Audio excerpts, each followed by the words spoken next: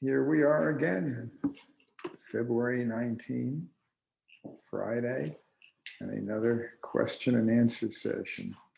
It's been a weird week in Nashville, and for that matter, throughout much of the USA as far as the weather is concerned. I think most everybody's seen the weather reports about Texas and what a mess it is there. Well, it was quite a mess here, too. We had some of the weirdest weather as far as snow and ice that I've ever seen in 52 years in Nashville. And most of us are familiar with rain, sleet, snow, and hail. But the Inuit Eskimos have over 20 words for snow for all different kinds. And what we had was something I had never seen before. It looked Sunday into early Monday like it was raining. Fell as fast as rain, but when it would hit a branch, it didn't get anything wet. It just bounced off. It was little itty bitty ice pellets. And they wouldn't even stick to the grass. They'd go straight down to the ground. And then when they got on the ground, they'd all fuse together and it would form what looked like snow, except it all fused together as white ice. Looked just like snow, but if you stepped on it, didn't even leave a footprint. And needless to say, you couldn't drive on it very well. So we were closed on Monday. Eric and Rob and sales got in on Tuesday, and we've been open since, but it's been an adventure, although not as bad for us as the folks in Texas who are still often without power or water. So at any rate, here we are, and in spite of the weather, Gruhn Guitars had a surprisingly good sales week. The other thing that's interesting, so far as surprisingly good sales in lieu of a pandemic, is many companies, including Martin, are finding that they just cannot keep up with the orders. Most of them, including Martin, were shut down for as much as 2 months. But the surprise is that orders, both domestically and overseas, have come in at such a rate that right now, if we order anything from Martin, the delivery dates that they're quoting are January of next year onward. So we are not alone in finding that some things are just out of stock. Like we don't have any standard D18s or HD28s. And for all practical purposes, most other dealers don't have any either. It is an adventure of sorts. We did order a large quantity of our Sinker mahogany guitars in advance, and those are still coming because they're in the system. And we ordered 100 of the custom guitars with the herringbone 28 style ornamentation in size 14 fret D, 12 fret D, 14 fret quadruple O, 12 fret quad, and OM, and those are still coming.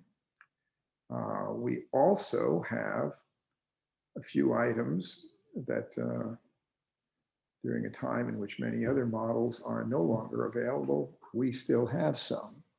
One would be, we still have 7 left of the custom style 21 14 fret dreadnoughts. These were models that I first designed in 2011, and I ordered in quantity over a period of several years. These feature Adirondack spruce, non-torrified top. We have them available in Guatemalan rosewood, such as this one here, with mahogany neck. And we have a few left with Madagascar rosewood. And the Madagascar rosewoods have the Spanish cedar neck, which is actually a Brazilian mahogany family instrument, or wood used for instruments. It's called Spanish cedar because it smells like cedar when it's cut. It has an oil in it that has a cedar-like odor. And it's called Spanish cedar because the Spaniards used it for making guitar necks. But at any rate, These guitars feature color wood binding, wood violin purfling. The only plastic on it is the pick guard, the tortoiseshell nitrocellulose guard. And these were made by the custom shops. They feature the pre-World War II style tempered steel T-bar in the neck and hide glue construction. These would be very expensive guitars to order if they were to be made now. But these I ordered several years ago and got an old price, which was a very favorable one at the time. So we're selling these for $4,550, $4,050. They would cost significantly more. They'd cost over $6,000 if we were to order them dealer wholesale. The $61.25 when I last checked if we were to reorder them, which we are not planning on doing at this time.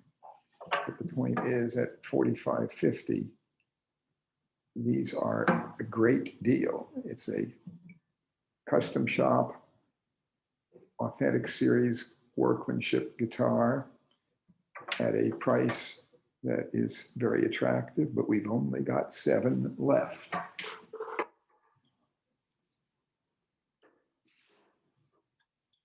The other interesting item that we have, we had ordered a quantity in cooperation with the Grand Ole Opry. This has a abalone and pearl microphone on the peg head, the Martin logo, and otherwise it's essentially similar to an HD28, same quality guitar, forward shifted scallop bracing, Sitka top, herringbone trim, zigzag back stripe, and has the Grand Ole Opry inlaid logo on the pick guard. And for anybody who doesn't want it to have a Grand Ole Opry logo on the guard, if you'd rather have just a plain tortoiseshell grain guard, no problem, same price. We have 16 of these available. They all currently have the Opry inlay on the pick guard, but if someone prefers a standard nitro tortoiseshell grain guard, no problem. The logo on the peg head is very attractive, beautiful pearl work. And these are available right now at $3,299, so $1 short of 33. But that's only $200 more than the MAP minimum advertised price on a regular HD28. And this is a custom limited run guitar with a much more deluxe peg head inlay that would normally cost more. And so for those of you who'd like a deluxe version of an HD28, these are available. We have 16 in stock. And like I said, if you don't want the Opry logo on the pick guard, no problem. It is interchangeable, and we can put on a standard nitro guard, so it would look basically like an HD28 with more deluxe peg head.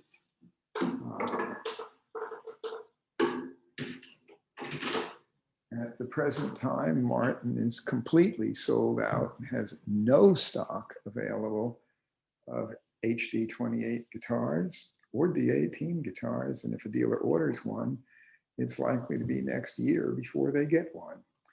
So we do have those 2 models available right now that are very competitively priced, available, and have full warranty. The Opry models are 1 year old. We had ordered 105 of them, 5 lefties and 100 right-handed. And right now what we have is 16 available. We have only 7 of the Dreadnought style 21s available. And only a few months ago, we had over 50 of them. So they will go, but right now, there they are. Anyway, getting on to reader or listener questions.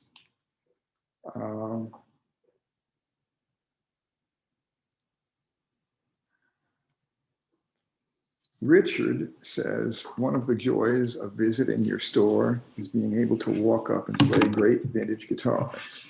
Do you foresee having to change this moving forward due to COVID?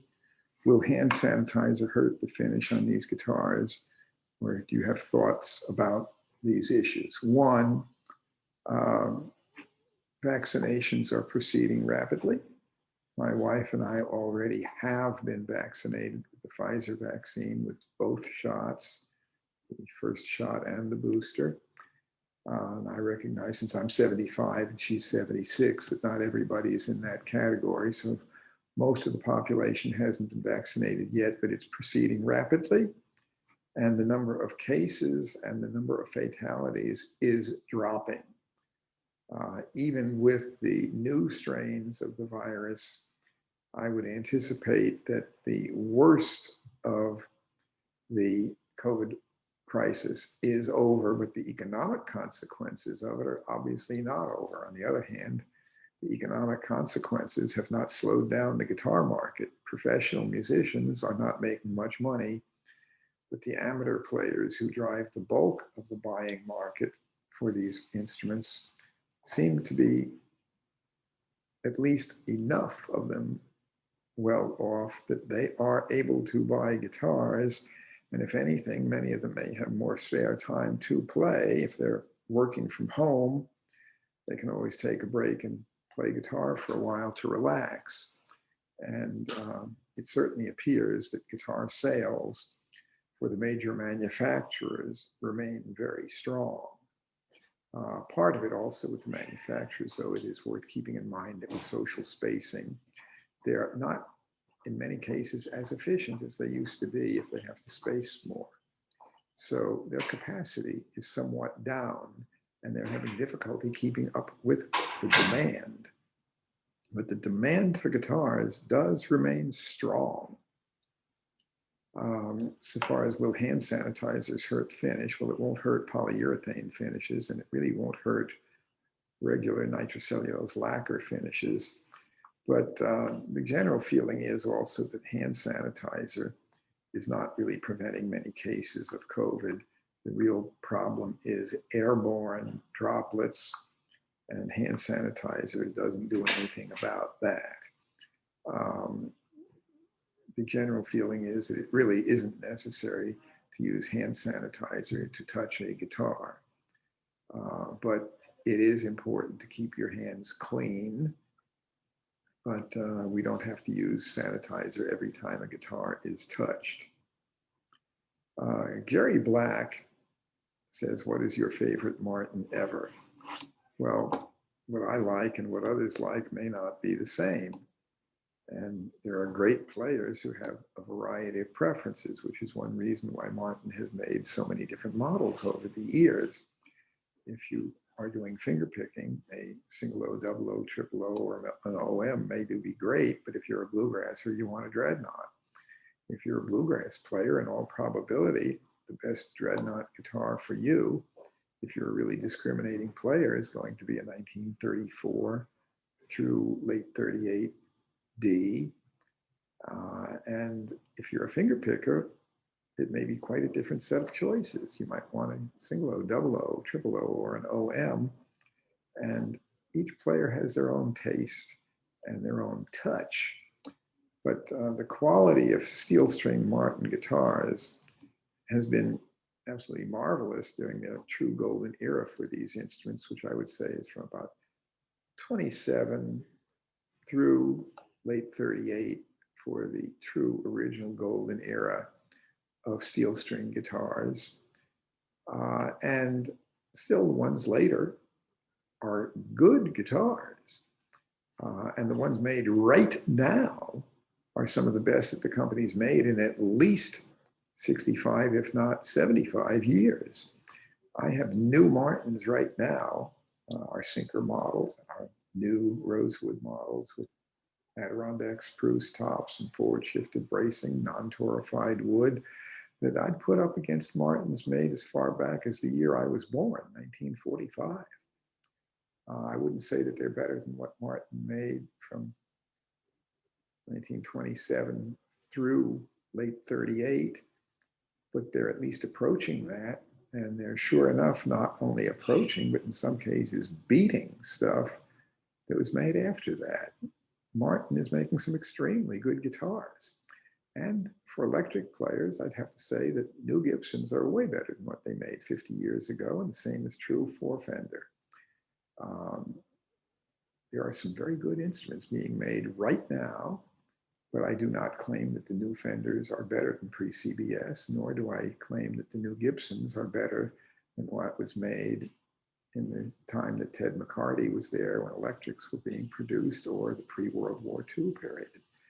But the new Gibsons are still very respectable instruments. And the same can be said of numerous instruments by other makers. There are plenty of makers that have come along since the 1970s, or at least during the 70s. Taylor started in 74, and their best guitars are the ones they're making right now. And there's numerous smaller makers, Collings, Santa Cruz. These companies are doing some very good instruments. So there are plenty of things that are good. But my personal favorite Martins tend to be from the steel string golden era. And I happen to like a variety of different Martin models from that period. I'm not going to get it down to one guitar only.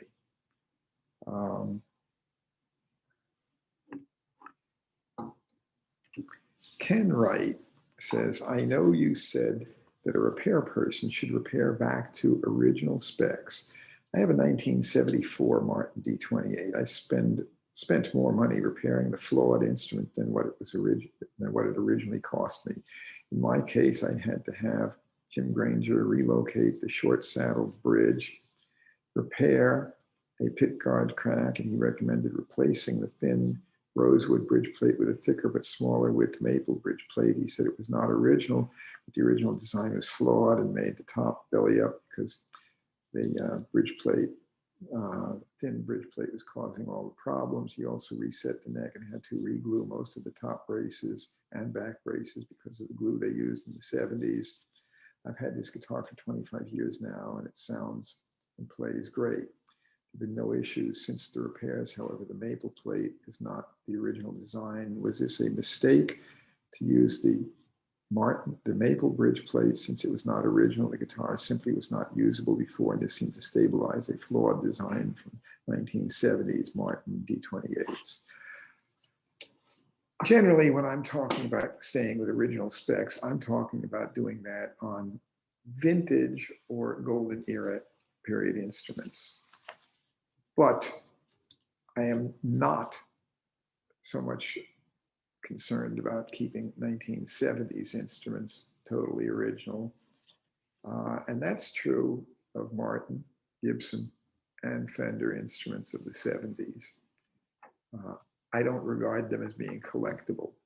So I shall amend my statement about keeping things original, and that is on collectible instruments where they have value as a collectible beyond a utility tool, then I don't recommend changing them so far as their specs. I certainly recommend repair as needed. There are instruments made during the 70s that I believe do have design flaws.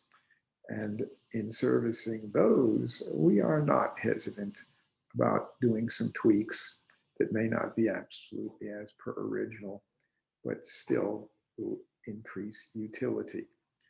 For all practical purposes, though, there is nothing you can do to take a 1970s Martin and make it as good as some of the new Martins, especially if it's something like custom shop models that we handle. And of course, we're not the only one who handles custom shop models, but Adirondack spruce with scalloped bracing and the pre-World War II type pattern is not an option that was available after Martin discontinued doing that type bracing in late 1938.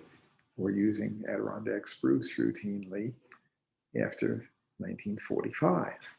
Although in the 1950s and into the very early 60s, there were some few Martins that were made using German spruce tops and some using Vermont spruce, which is Adirondack spruce.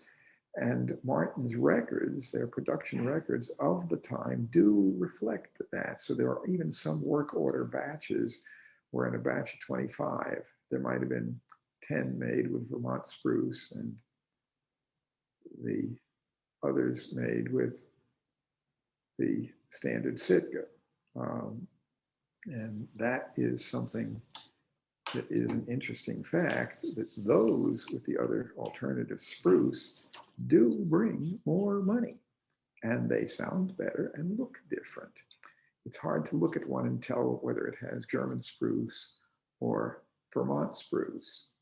But according to Greg Hutton up in Canada, who has spent many years studying Martin history, for several years had access to Martin's records and spent years literally meticulously cross-indexing that in his computer program, such that he now can provide a great deal of information.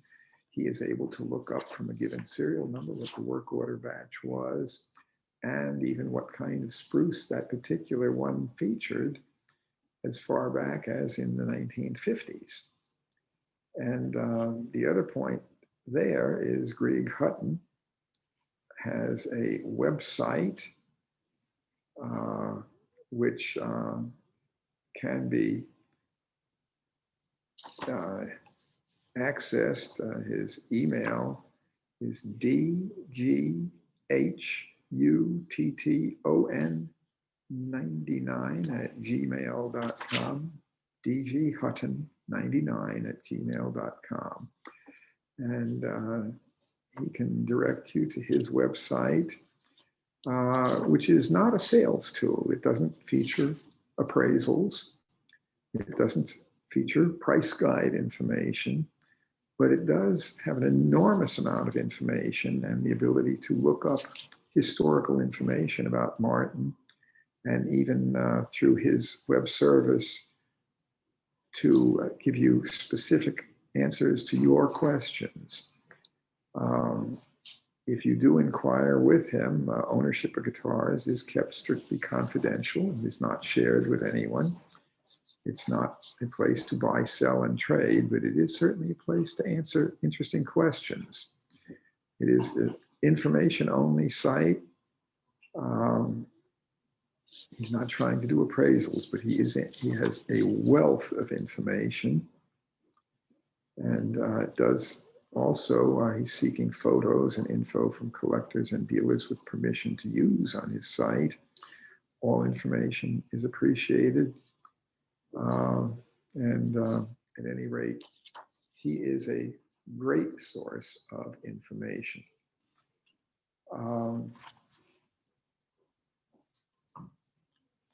Abe says, I'm curious to know more of your thoughts on Guild guitars. Is there a period or factory that has produced, in your opinion, the best Guild guitars? And transversely, is there a worst period for Guild?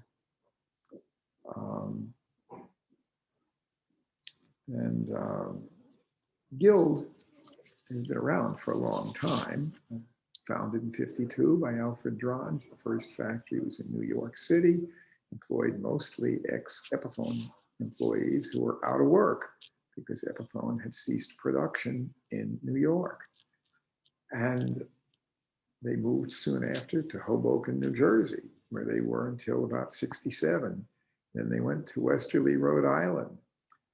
And then from Westerly, it got sold in '86 to a group from Chattanooga, but it was actually acquired by Avnet in around '67, a holding company. They owned it till August of '86. The Chattanooga group included me on their board of directors, and I was their executive vice president of research and development and artist relations through the end of '88. But I've been designing guitars for Guild since the beginning of '84. I soon found out the joys of minority shareholdership. You could write a thesis on how not to run a company, by the way, the management did at that time. But then they sold it to Chuck Foss after the bankruptcy. They bankrupted in 1990. Chuck Foss bought it from the bankruptcy court. He didn't run it very well at all. And shortly after that, it was sold to Fender. They put money into fixing up the factory and training people. And then they decided that they'd move it to Corona, California at their regular plant where they'd never made an acoustic guitar. And those are considered some of the poorer quality guilds.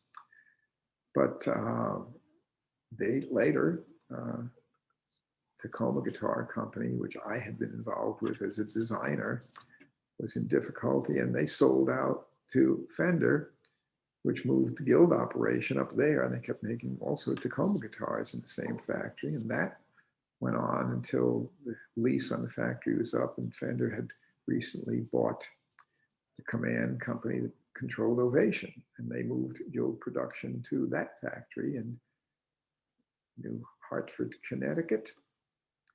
And that was only 62 miles away from the Westerly, Rhode Island plants. They circumnavigated the entire lower 48 states. And then after that, they moved on to selling it to the current owners, where they are making them in California. Guild, in my opinion, never had a true golden era, but they did make some pretty darn good guitars most of the whole time they were in business, but I don't think they ever truly competed head on very well with Martin and Gibson or Fender. They did have a number of models. You asked about the DV and the Orpheum series. The Orpheum series in particular was designed by Ren Ferguson, who had worked at Gibson in Bozeman, Montana. And the Orpheums were good sounding guitars that I thought were rather odd shaped bodies, odd design. I did not like the neck contours on them. They sounded good, but they looked and felt odd, and they cost more money than a Martin. So I don't have much more to say about that. But I'll go on to another question. Tom and asks, what is your feeling about the Popsicle stick brace on Martin guitars?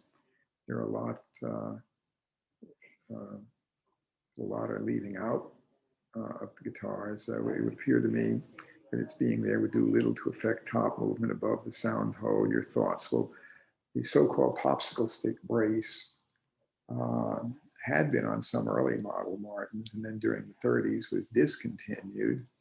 And it's a sort of broad, almost popsicle stick shaped brace on the upper bout, on the underside of the top, which was designed to strengthen the top and prevent it from easily collapsing a bit in front of the sound hole. Because the string tension on an acoustic guitar with medium strings is about 150 pounds. This tends to make the body warp, and the neck can be seeming to pull forward, but what's really doing is it's crunching in the top a bit in front and buckling up the top a bit behind the bridge, and then causing it to sink in front of the bridge, so that from the neck to the bridge, it's sort of sinking a bit, and that's pitching the neck forward by doing that. It's twisting it. And the Popsicle stick brace was brought in by late 39 or 40, put there to strengthen the tops. On the Martin forum, some people are talking about taking them out to improve the tone. Well, frankly, I don't think there's much vibration going on up there, and the strengthening of the top is a good thing. I would not recommend ever removing one. And if you have one in which a top is collapsing, there are times when structural stability being critical to keep a guitar in playing order, an added brace in that area may be called for. And there are also times if a bridge plate has been damaged, and especially if a guitar has ever had the top refinished by somebody who sanded it a bit thin to get strength enough to be still able to hold string tension, we will often put on a bridge plate that is not to truly original specs. We will put a sandwich of maple and then a layer of graphite and then a layer of maple. So it looks externally like the original bridge plate, but the graphite fiber bridge center, the bridge plate center, provides much greater structural stability and will permit a guitar to be brought back to life and still be structurally stable. So there are a few instances where we will do tweaks that are not totally original specs, but in the case of the bridge plate, it's invisible. And also in the case of putting that type bridge plate on, that's an instance where the guitar would be unplayable without it. And rather than retopping a guitar, which we don't want to do if the top is at all salvageable, we would do a bridge plate with a graphite center. But again, popsicle stick braces, in my opinion, are not an important issue so far as selecting a guitar. What is important is that the guitars of the 30s, prior to late 38, about the last quarter of 38, have the so-called forward shifted scallop bracing, and it does have somewhat different sound from the later ones. But there are still some excellent guitars made afterward. In general, really any of the Martins made up through about early 42 are still very, very good guitars. And the ones made during the war, 42 and through 45 are still extremely good guitars, although in my opinion, not quite as extremely good as the ones made from the period before. So steel string Martins, 14 frets weren't introduced, and 14 fret necks were not introduced by Martin until the OM of late 1929, but still they had steel string bracing in 27 on the majority of their guitars. So it's 12 fret guitars with steel string braces are still great sounding instruments. We try to keep those as original as possible, but when there are exceptions such that for structural stability, it's essential to do something to salvage the playability, we do resort to a few tricks there.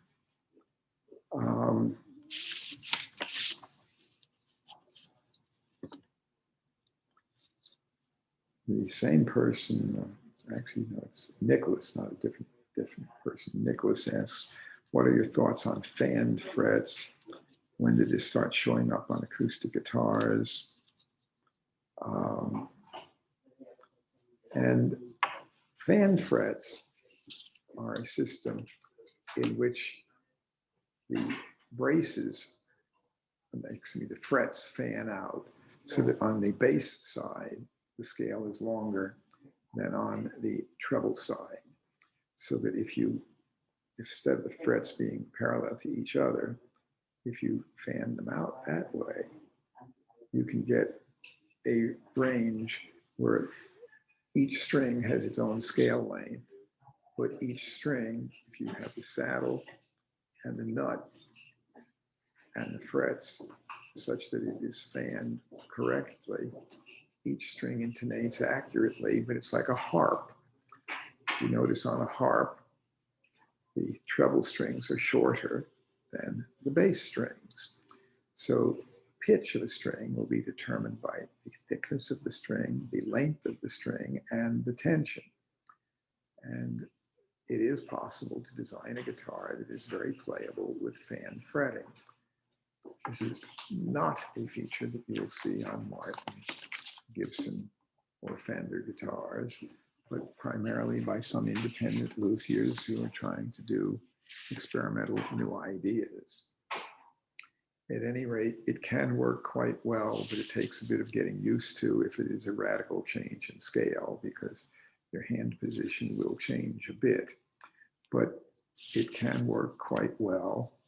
It's not something that we handle very much of here, because most of what we do is larger manufacturers, historical instruments, but it's still Martin, Fender, Gibson, Guild, Gretsch, etc. And they didn't do that.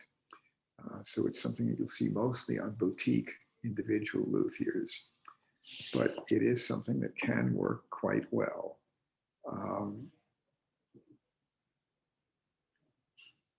The same person, Nicholas asks, says he's noting that he's been looking at a 1934 Gibson Jumbo. It's worn, but sounds great for blues. What do I think of these? These are the first of the dreadnought size standard model. Gibsons came out in 34. And there was an HG 24 that had the same body shape and was a little bit earlier, but it was a weird experimental thing with, had interior special walls on the sides and had a round small hole in the middle and then 4 little F holes in the top, and it was a goofy sounding guitar, but it did have a round shoulder dreadnought shape. But the first standard D was the Gibson Jumbo in 34. They're very good sounding, but they're quite expensive. And frankly, I think they sound remarkably similar to a regular J35 that you can get for a heck of a lot less money. My favorite pre-war dreadnought Gibson would be the Advanced Jumbo, which was made in the 30s. It's a rosewood guitar. And I think that Gibson's never made a flat top that sounds better than that, although for finger picking, the early 1929 through 1930 mahogany back and sides, L2 was a great sounding guitar. The regular L00 was the same size and shape and much cheaper, but still is a darn good guitar for blues and a lot of finger picking. So that's something that's plenty good. We also can see that Nick Lucas models are really, really good. And so much for that. One thing that's just been brought to my attention just a moment ago, I can show you a guitar. I'm going to bring up to the camera.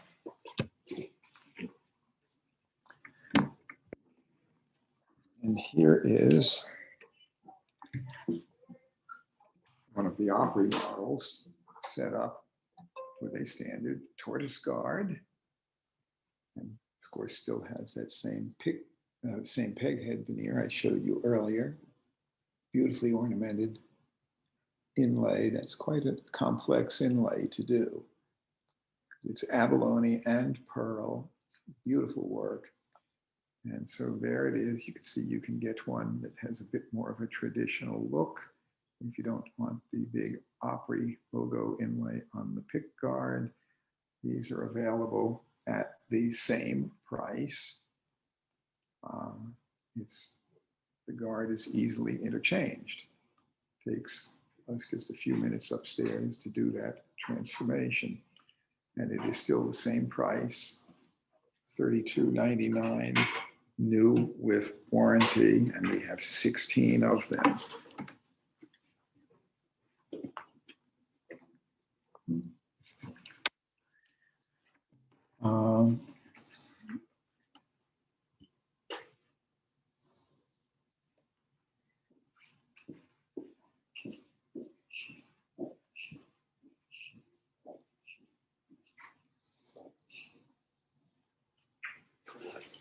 John says, here's a couple of questions.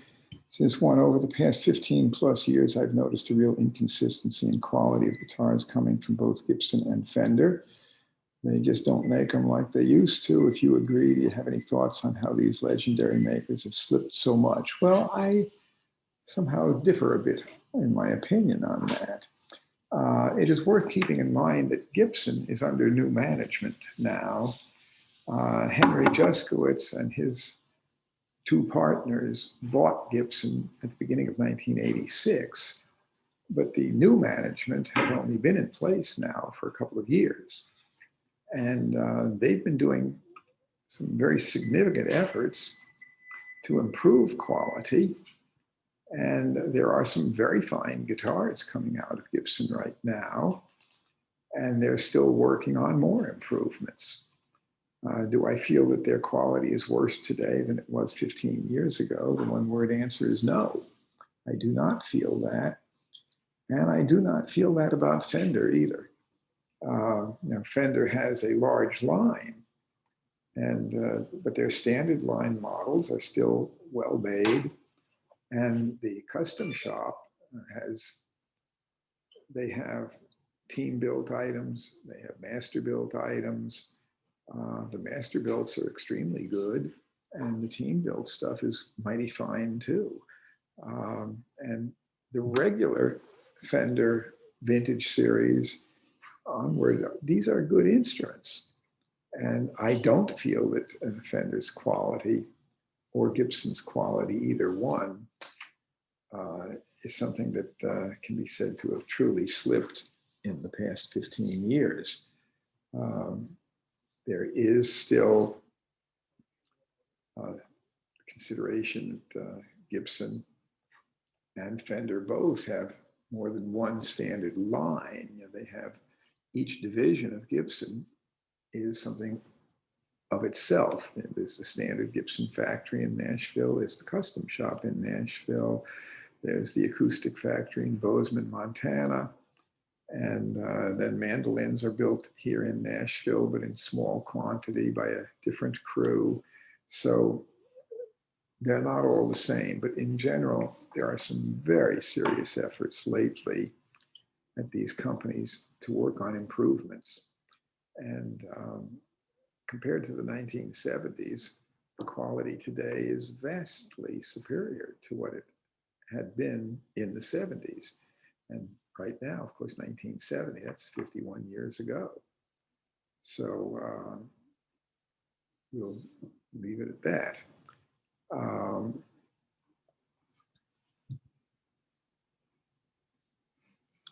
Jeff C's asking about Torrified top wood. And I've said this many times, I still feel that Torrified wood it's not an opinion about it, it is physically more brittle. It's not the same consistency as wood that has been naturally aged. Tonally, it is somewhat different. To me, to my ear, it is not the same sound as a naturally aged piece of wood. It has a more limited dynamic range and harmonic response. I don't like the stuff. Some people do. There's been a great deal of PR about it. And my general feeling about Torrified wood still goes along with the children's fairy tale by Hans Christian Andersen, written over 200 years ago, about the emperor's new clothes. And for those of you who want to know why I think it's similar, read the story yourself, Google it. And I'll just say that there's much akin to the publicity behind Torrified wood and that particular fairy tale, Hans Christian Andersen's tale, The Emperor's New Clothes.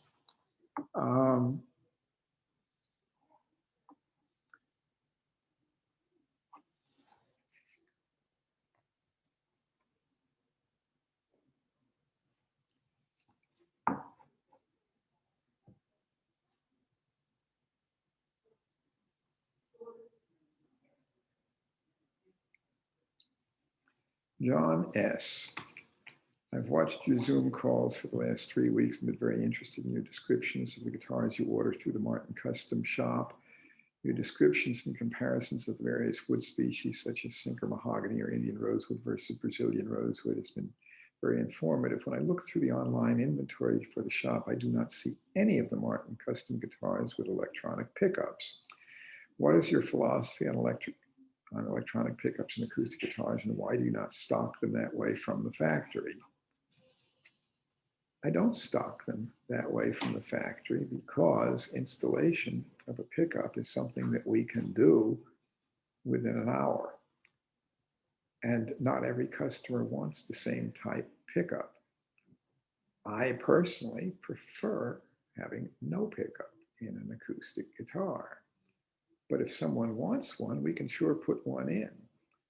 Martin does the bulk of their pickup installation using Fishman electronics, although they do offer the option of LR bags. The bulk of our customers, when they want to pick up, usually go for an LR bags, but Vince Gill, who has a very sophisticated ear, prefers the D-tar. And there are some who like Fishman electronics, but they don't even always necessarily go for the same LR bags pickup system. The LR bags offers multiple different versions. It's easy to put in a pickup after the fact. It doesn't take long. And if a customer comes in and selects a guitar that they like, they can also have us put in a pickup of whatever type they want. But if we order it straight from the factory with a pickup, it costs fully as much or more. Martin doesn't make pickups, they buy pickups. We can also buy pickups. We don't need to pay them to buy a pickup and install it. We're perfectly capable of installing it. We're perfectly capable of buying one from the manufacturer. We can offer a wider selection of different type pickups. And that is the simple answer as to why do we not order them with pickups. We can sell more guitars if we don't order them with pickups, because if we order one with a pickup and it's not the pickup you like, but you like the guitar, you're not going to buy the guitar and then have us take that pickup out and put in another one at more expense. You might as well just get it with no pickup and let us put in the pickup of your choice, because we can put in a pickup just as competently as the factory can and give you a wider selection.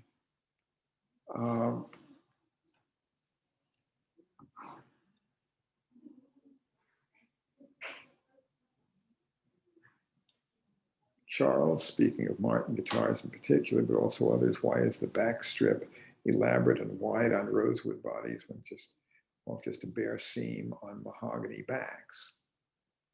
Typically, the mahogany models cost less money than the rosewood models, and therefore they have less ornamentation overall. So they put a less fancy back stripe on one because those back strips are expensive. And they involve, more skill in the assembly of it. Although Martin actually buys the back strips, it still costs them money to buy elaborate back strips that are ready-made, and they do require more effort to inlay them into the guitar back than for a simple one-line vertical strip. So the answer, quite simply, is that on the more elaborate models, the more expensive models that have more ornamentation, they put in a fancier backstrip. It has nothing to do with sound. And it's just that the aesthetics of the overall design are such that if it's a relatively plain trim guitar, which can still be a very fine sounding guitar, they don't put as fancy a backstrip. Our Sinker mahogany guitars don't have fancy ornamentation. But actually, the Sinker mahogany costs just as much money, if not more money, actually, than Indian rosewood. It's a different sound, but the workmanship on our Sinker mahogany Martins is absolutely superb, and the sound is extremely good. Adding more ornamentation would not make them sound better, but that is still the basic explanation. Robert B. says, I know they're very rare, but if you ever had a Rickenbacker acoustic come through your shop, speaking of vintage one, because I know there are recent knockoffs. If you've seen one, what is your opinion of the quality? Well, it's been over 30 years since I've seen one. They're extremely rare. And the one that I did see was not impressive as far as sound, workmanship, or playability. I did not feel that it was comparing well at all to a Gibson or a Martin acoustic. Some things are extremely rare because nobody wanted to order one. And a few things are rare, like the F5 lower sign mandolins, because they were introduced too late for the classical mandolin orchestra boom and too early for bluegrass. The Flying V and the Explorer Gibsons are great guitars, but commercially they were not successful when new. They were so avant-garde looking, people thought they were too goofy looking. Even the Sunburst Les Pauls made mid-58 through 1960, which today are worth huge money, did not sell well when they were new. And at that point, frankly, not very many folks who had any money were playing R&B, and Les Paul himself was diminishing in popularity at that time. His career was almost over and was revived only later, but actually reintroducing the Gibson Les Pauls in '68 helped revive the Les Paul's career. But why are Rickenbacker acoustics rare? Rick wasn't really tooled up well to make them in quantity, and they really didn't play well or sound that great. Mike C says, how old does a guitar have to be to be considered vintage, and what degree does age add to the value of a guitar? I've covered this previously, but I'll go over it again briefly. In 1970, when I opened my store, that was 51 years ago. But back in 1970, a Fender Broadcaster in January was not even yet made in January of '50. So it was the oldest broadcaster in the world, was not yet 20 years old. And a 30-year-old guitar, beginning of January of '70 would have been January of 1940. That could be a pre-World War II D28 herringbone guitar from Martin, or a D45 guitar from Martin. For Gibson, it could have been a variety of interesting instruments that would bring a lot of money today. And the 40-year-old guitar in '70, that would be 1930. That means the oldest D28 Martin in the world wasn't yet made in 1930. The first one that was stamped as a D28 was in '31. So a 40-year-old guitar was a plenty vintage instrument, but there's golden era and there's just age. And I think these days, golden era may be the better term to use, because vintage, no longer age alone is not what makes a guitar good. There are plenty of guitars that were made 50, 60, 70 years ago that were student models and were junk today. They were junk when they were new, and they're junk right now. But there are guitars that were made as recently, like Jimmy DeQuisto died in 1995, and they're great. Angelico died in '64. Each maker has his own golden era. For a lot of individual luthiers, their best instrument is their most recent one. They have more years of experience. But for manufacturers like Martin, in 1933, Martin had already been in business for 100 years. But still, in '33, a lot of the models we look for today were just brand new, or some not even introduced yet. So each maker has their own golden era. And today, golden era is more important than just exactly how many years old it is. Good instruments are good when they're new. And it just happens that back in the 20s and 30s, the acoustic instruments were really, really good. And in the 1950s through the mid-60s, the electric instruments made by a variety of companies were really, really good. And they were really, really good in 1970, and we knew it then. In 1970, when a 1960 Sunburst Les Paul was 10 years old, we knew darn well it was way different from a new one. And we knew even in '70 that it was collectible. But a 10-year-old guitar today, that would be 2011. It may not be collectible, but it can still be a good utility tool. Brian says, I live in Canada. I was wondering if you've heard of or played a Boucher guitar made by Raman Boucher in Quebec. And what is your impression of these instruments? I think they're very good. Do I think they're better than Martins? No. But do I think they're very good? Yes. There are lots of folks today actually making good guitars. Some of them, such as Boucher, have a small factory, but it's really more of a workshop rather than a true factory so far as turning out enough or having enough that you would call it an industrial operation. I wouldn't say that. But yes, they're good. And we don't see a lot of them in the US. They don't have wide distribution here, but they are good. Alex Zaras says, can you talk about Gibson's resurrection of the gold top Les Paul in 1968? From my limited experience, it fares well when compared to its 1950s cousins. Well, the 68 Les Paul was that first introduced at the Summer NAMM show in 68. And it was basically a copy of about a 1956 Les Paul gold top with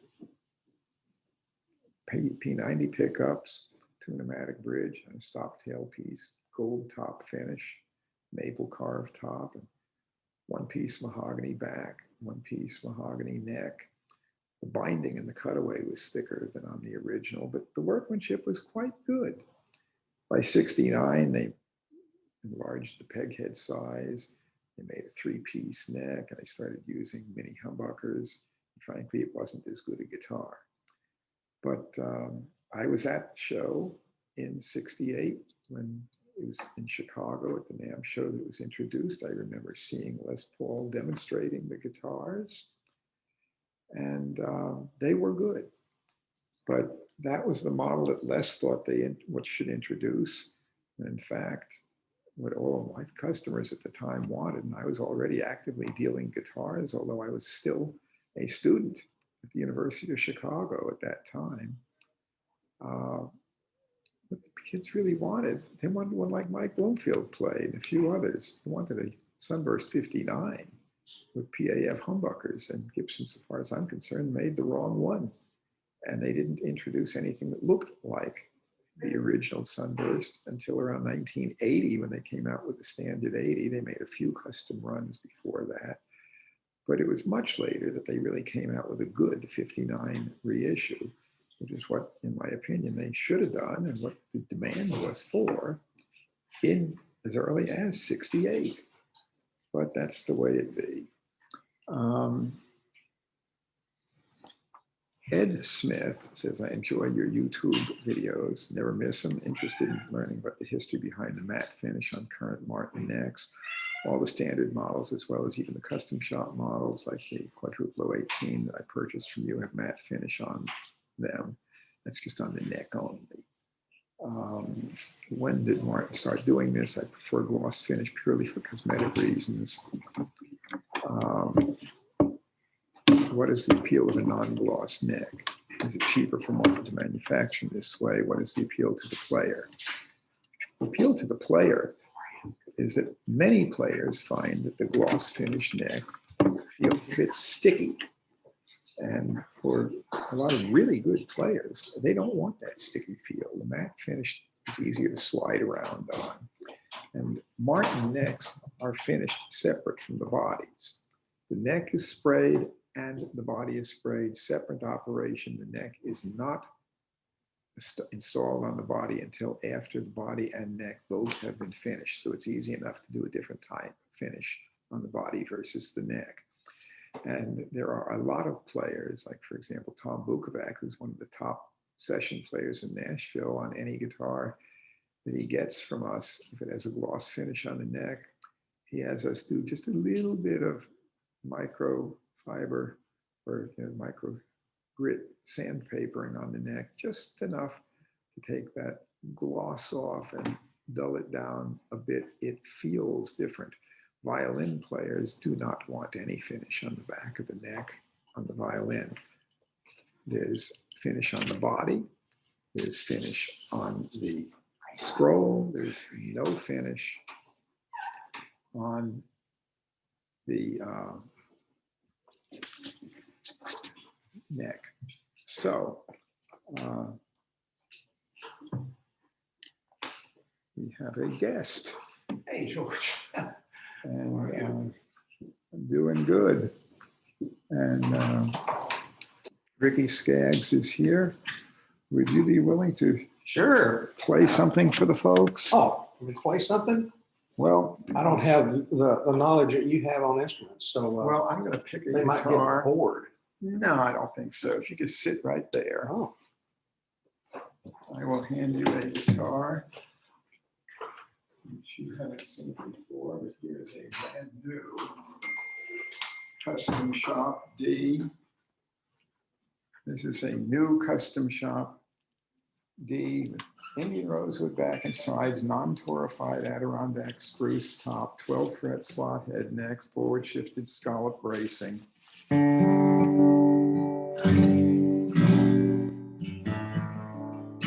wow.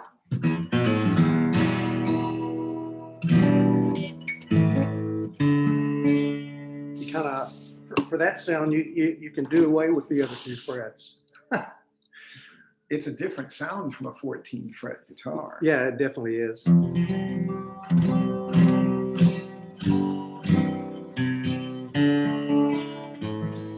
had a conversion done a few years ago by Martin. Took a 12 string and put a new top on it and made it a 6 string. Sounds good. Not quite like this, but.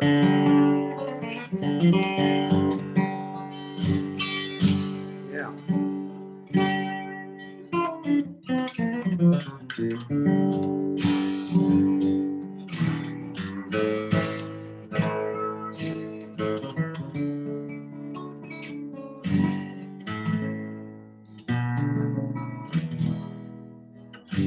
Great. Sounds really good, George.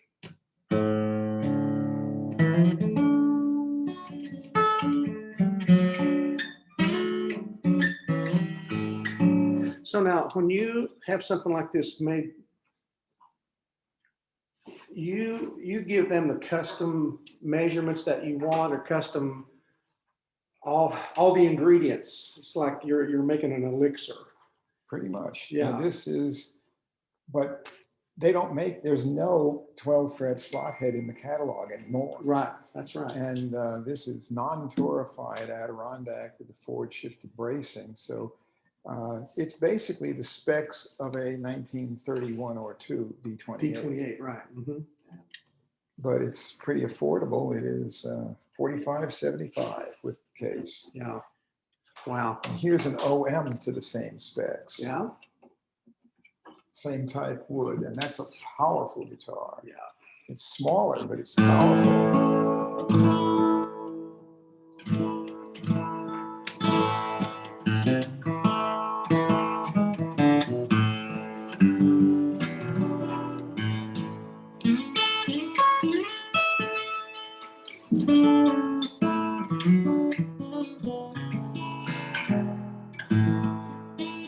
I have COVID fingers.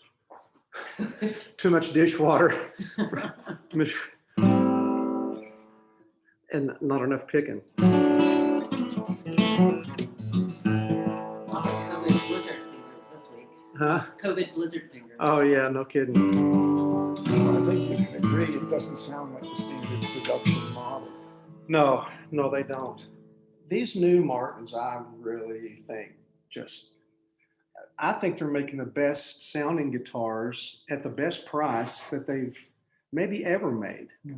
I mean, we've all loved trying to grab hold of old guitars, but there was certainly a reason for that, because we wanted, something dried out, something, that didn't look brand spanking new, and something that noted well. And you didn't always get that with old guitars, but these things note perfectly. I mean, the frets are cut perfectly, and just.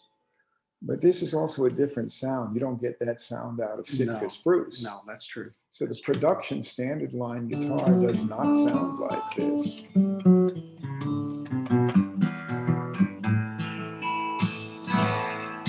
Have you heard a new OM that sounded as good as that before? No.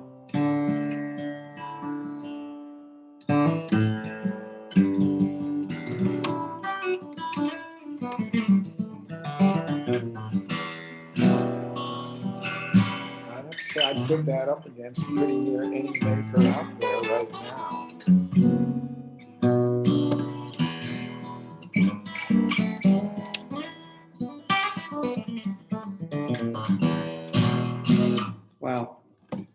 amazing. Really, really amazing, George. Well, it's all that experience in your noggin that you've had to make these, you know what sounds good. Well, I also have to, I did pick Martin to do it. Yeah, well, yeah, they're the But they're great. not doing a standard model like this. Yeah.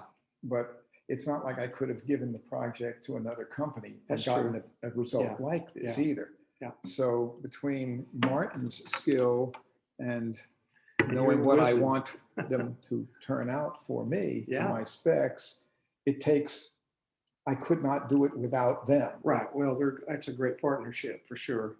But your wisdom and years of experience is the key here, I think, because if they're not making those things standard, and doing that, but yet when you get something that, that's getting yours, here. sorry about that, something that you make, I think it's a wonderful combination. It's been a fun project. Yeah. And it's something that I'm really looking forward to expanding upon even more. Yeah. But it has been a very good association. Of course, I've been a Martin dealer now for well over 40 years. Yeah. So, but the relationship just keeps growing. And the fact is, if they didn't have the capability, no specs I give them Yeah. would matter. Yeah, that's true. It takes both to do it. Yeah. And I didn't invent the Martin guitar. And but still, I'm having them do things in some cases they've never done before. Just like the quadruple O 12 fret guitars, they didn't ever do those before. And just in these same specs, we're doing 12 fret and 14 fret quad, as well as the OM and 12 fret and 14 fret D. And and in the Sinker mahoganies as well, even to do the 12 fret quad, they had to make a complete new body form to do it. They'd never made a guitar in that size before in a 12 fret. Wow. So it's been an interesting adventure. Yeah. And it ain't over yet. Oh, that's right. That's So, right. We ain't dead yet. We keep going. That's right. And just like your music has not been static either. No, well, since March last year, it's been kind of static. It's been, I guess I'm tired of feeling non-essential. I think we need to be essential again and get back and start working. People need to hear music. Well, you can still record. Yeah, it's true. And but besides, I've got both of my shots, and most people are going to soon be vaccinated. People are going to want to get out. The desire to hear music has not gone away. No, that's for sure. And you're going to be back in business. Yeah. And the audience hasn't forgotten you. No. And, No, I sure hadn't forgotten them. I know that. And that's really been missing. Going out and playing. Well, there's a real hunger for music. Yeah. People do want to get together. They want to be able to go to shows. They want to be able to go out and eat in a restaurant. Yeah. And my wife and I just last week went out. We had a fine dinner at a restaurant. Yeah. But we're both vaccinated and getting out there and getting good use out of it. Yeah, that's good. But it's musicians are going to be back at work big time. Yeah. Soon. Yeah. Changes sure looking right forward around to the that. corner. Yeah. But there's a shortage of new Martins at this point. I was telling people earlier in the hour that Martin's back ordered so severely that just trying to get even a regular D28, can't get one. Wow. Or an HD28. If we were to order one, it would be in 1922 before it would makes me 2022, not 19. Yeah. 2022 before we'd get it. The closest thing right now I have to a HD28 is that Opry model I showed you. Right. And you notice you've seen them with the Opry logo on the guard, and that one doesn't. Yeah. And that is the guards are interchangeable. Yeah. We have 16 of them. Right now, 15 of them have the Opry logo on. We just put that pick guard on this morning. Yeah. For somebody who doesn't want an Opry logo on the pick guard for the same price, there it is. But you get a fancy peg head inlay, custom shop, and it's $200 more than the local MAP, minimum advertising Mhm. price, on a regular HD28, but it's basically fully as good a guitar with all the HD28 features, except that this, basically it's like an HD28. Yeah. And you already saw this Mhm. one. Mhm. It's got the fancy peg head. Yeah. And it costs $200 more than an HD28. And right now it has the advantage too that it's available. We got it. Yeah, We're completely out of HD28s, as is just about every other dealer in the country. I bet. Worldwide, they're out of them. It's amazing And that Martin people does- still buying through this, you know, this time. You know, if you, they're selling, Martin is back ordered to the point where if you order a D18 or D28, regular D28 and HD28, most of these models, it's not going to arrive. They're projecting no sooner than January or February of 2022. Yeah. So fortunately for us, we ordered a heck of a lot of guitars at the beginning of the year. So Yeah. we're still filling some of the orders from then. That's good. But anything we order new, it ain't coming. Yeah. And, you know, with all the caution in the COVID virus times, some of the people, including us, didn't order quite as many as we might have otherwise. Yeah. Yeah. And Martin doesn't, you know, with social spacing that they still have at the factory, they can't turn out quite the quantity that they would have before. Yeah. So we live in interesting times. Yeah. Yeah. It's weird to me that Walmart doesn't have the social space. Well, Hello. Yeah. But Martin Guitar has the social yeah. space. I Well, don't I feel understand pretty that. safe. You can come Yeah. here and that right in my face. And the fact is, I'm vaccinated. Good. And I hope that everybody out there, the moment they can get vaccinated, does it, because the virus is not going away. And you know plenty of people who've gotten it. Yeah. And survived. Yeah, but Some you of- also some know have, some yeah. who didn't. Mhm. Yeah, Yeah. we miss John Prine, we miss Charlie Pride, Mhm.